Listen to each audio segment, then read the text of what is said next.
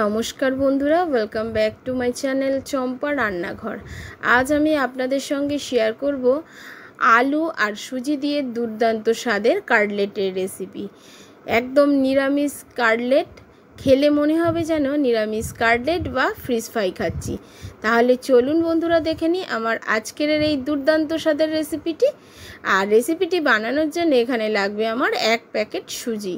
দেখুন বন্ধুরা, এই 1 প্যাকেট সুজিকে একটা থালার মধ্যে আমি ঢেলে নিচ্ছি। প্লিজ বন্ধুরা, ভিডিওটি শুরু করার আগে প্লিজ ভিডিওটি প্রথম থেকে শেষ পর্যন্ত দেখার অনুরোধ রইল। আর কোথাও যদি ভিডিওটি একটুও ভালো লাগে অবশ্যই লাইক, শেয়ার আর কমেন্ট করতে ভুলবেন না। প্লিজ বন্ধুরা, ভিডিওটিকে প্রচুর শেয়ার করুন। এখন ওই সুজির মধ্যে দিয়ে দিচ্ছি ধনেপাতা কুচি আর কাঁচা লঙ্কা কুচি। আপনাদের কাছে যদি কাঁচা লঙ্কা খেতে অসুবিধা হয় সেক্ষেত্রে আপনারা শুকনো লঙ্কাগুলোকে একটু টুকরো করে দিয়ে দিতে পারেন, আর ধনেপাতার পরিবর্তে কারি পাতাও ব্যবহার করতে পারেন। এখন দেখুন, একটা গোটা আলু নিয়ে নিয়েছি। বড় সাইজের আলুকে আমি সেদ্ধ করে নিয়েছি। আলুটাকে খুব ভালো করে চামচ দিয়ে ম্যাশ করে নিলাম। আপনাদের কাছে ম্যাশার দিয়ে ম্যাশার থাকলে ম্যাশ করে নেবেন, বা গ্রেটার থাকলে গ্রেট করে নেবেন। আর এই আলুগুলোকে সুজির মধ্যে দিয়ে দিয়েছি। এখন কিছু শুকনো মশলা মেশাচ্ছি। দিয়ে দিচ্ছি এখানে চাট মশলা, দিয়ে দিয়েছি লাল লঙ্কার গুঁড়ো অর্থাৎ কাশ্মীরি লঙ্কার গুঁড়ো কালারের জন্য। আগেই দিয়ে দিয়েছিলাম কাশ্মীরি লঙ্কার গুঁড়োটা, এখন দিয়ে দিলাম চাট মশলা। দিয়ে দিচ্ছি জিরা গুঁড়ো, দিয়ে দিচ্ছি ধনিয়া গুঁড়ো, দিয়ে দিচ্ছি গরম মশলার গুঁড়ো। এবারে এই সমস্ত উপকরণ দিয়ে আর দিয়ে দিচ্ছি পরিমাণ মতো লবণ। লবণটাকে সবার শেষে ব্যবহার করতে হবে, একদম পরিমাণ অনুযায়ী লবণটা ব্যবহার করবেন। এখন আলুকে দিয়ে খুব ভালো করে মশলা, আলু আর সুজিটাকে মেখে নিতে হবে। এই মুহূর্তে কোনো রকম জল কিন্তু এখন ব্যবহার করবেন না বন্ধুরা। প্রথমে সুজির সাথে আলুটাকে খুব ভালো করে মিশিয়ে নেবেন, তাতে আলুর যদি কোনো বড় অংশ থাকে সেটাও কিন্তু খুব ভালো করে যাতে সুজির সাথে মিশে যায় ঠিক সেমনভাবে মেখে নিতে হবে। দেখতেই পাচ্ছেন আমি কেমনভাবে মেখে নিয়েছি। এখন উপর দিয়ে দিচ্ছি জল। অল্প জল দিয়ে একটা চটচটে ডো তৈরি করতে হবে। একদম একটা চটচটে ডো তৈরি করে নেবেন সুজির। আর খুব ভালো করে দেখুন সুজিটাকে আমি আলুর সাথে মেখে নিচ্ছি। ঠিক এই রকমভাবে একটু মেখে ফেলতে হবে। এই সময় কোনো রকম তেলও আমি কিন্তু ব্যবহার করিনি। আর সুজিটাকে একদম নরম করে একটা চটচটে মেখে ফেলতে হবে, কারণ সুজি যেহেতু জল অ্যাবজর্ব করে সেই জন্যে সুজিকে একটু নরম করে মেখে 5 মিনিটের জন্য এটাকে আমি রেস্টে রেখে দেবো। 5 মিনিট পর ফিরে এলাম।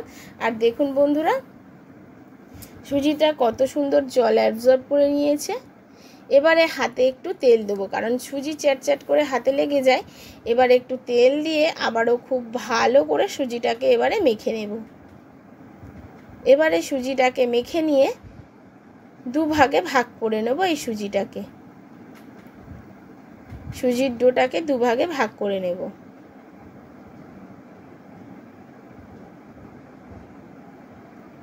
আপনারা চাইলে 2, 3, 4 যা ইচ্ছা ভাগে ভাগ করে নিতে পারেন। তো আমি 2 ভাগে ভাগ করে নিলাম।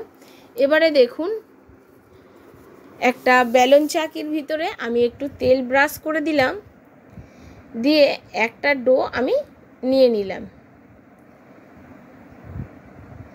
সুজির ডোটাকে নিয়ে এবারে এটাকে বেলে নিতে হবে একটু মোটা করে আর হালকা প্রেস করে। খুব বেশি প্রেস করে এটাকে বেলার দরকার নেই, হালকা প্রেস করে এটাকে বেলে নিতে হবে।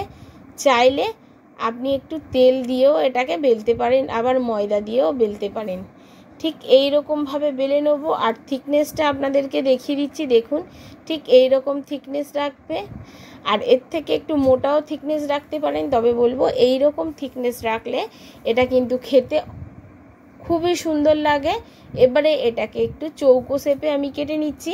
আর যে সুজিগুলোকে আমি কেটে বাদ দিচ্ছি সেগুলো কিন্তু ফেলে দেবো না, আবারও আর একটা যে ডো আছে তার সাথে মিশিয়ে নেব। নিয়ে সেম প্রসেসে ঠিক এইভাবে বেলে নিয়ে সেটাকেও চৌকো করে কাটলেট শেপে কেটে নিচ্ছি। দেখুন,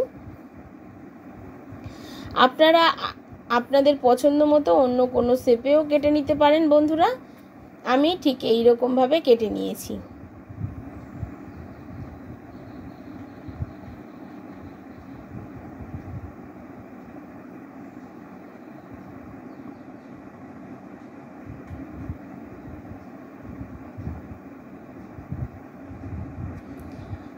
এইরকমভাবে দুভাগে ভাগ করে নিলাম, দেখতেই পেলেন। এবারে দেখুন এটাকে একটু শেপ করে নিতে হবে সাইডগুলোকে, যাতে এবড়ো খেবড়ো না দেখায়। এবারে একটা পাত্রে এগুলোকে আমি রেখে দেবো। আর ঠিক সেম প্রসেসে আরও কিছু এই রকম কাটলেট আমি বানিয়ে নিয়ে ফিরে আসছি।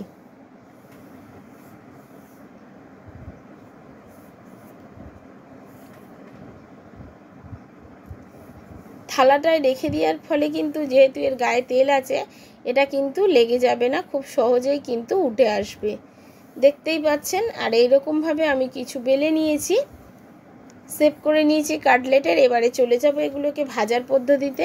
এখন দেখুন কড়াইতে তেল দিয়ে আর খুব ভালো করে তেলটাকে গরম করে নিয়েছি।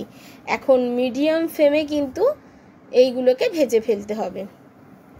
তেলের মধ্যে যখন আমি এই সুজির টিফিনটা দিচ্ছি, আপনারা বুঝতে পারছেন যে তেলটা ঠিক কতটা গরম আছে, তবেই কিন্তু এইরকম বুদবুদ হবে, বুঝতেই পারছেন। মোটামুটি তেলটাকে গরম করে নিতে হবে আর মিডিয়াম ফ্লেমে কিন্তু এগুলোকে ভাজতে হবে।